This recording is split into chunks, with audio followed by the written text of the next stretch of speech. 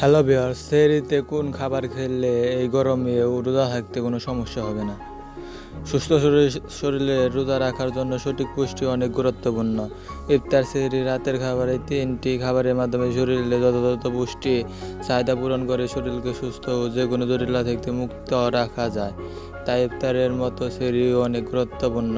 মনে রাখতে হবে, সেহরিতে সঠিক খাবার খেলে তা আপনার শুধু সুস্বাস্থ্য নয়, বরং রোজার নানাবিধ শারীরিক সমস্যা যেমন কোষ্ঠকাঠিন্য, অ্যাসিডিটি, মাথা ব্যথা, খিটখিটে মেজাজ, দুর্বলতা ইত্যাদি মোকাবেলায় সাহায্য করবে। অনেকে আছেন যারা সেহরি ঠিকমতো খান না বা শুধু পানি খেয়ে রোজা রাখেন।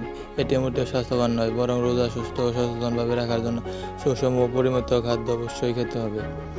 কার্বোহাইড্রেট, সেহরি শর্করা হিসেবে জটিল শর্করা জাতীয় খাবার খুব ভালো। এই জাতীয় খাবার ধীরে ধীরে রক্তে গ্লুকোজ দেয় এবং খাদ্যে আঁশের চাহিদা যোগায়। তাই সেহরিতে এই জাতীয় শর্করা খাবার খেলে আপনার সারা দিন অনেক শক্তিশালী এবং কর্মক্ষম রাখবে।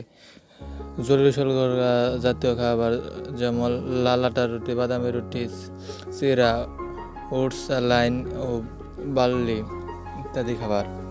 প্রোটিন, সেহরিতে প্রোটিন জাতীয় খাবার প্রোটিনের চাহিদা মেটানোর পাশাপাশি আপনাকে সুস্থ রাখতে সাহায্য করবে। মুরগি, মাছ, দুধের তৈরি খাবার, ডিম ইত্যাদি প্রোটিনের ভালো উৎস।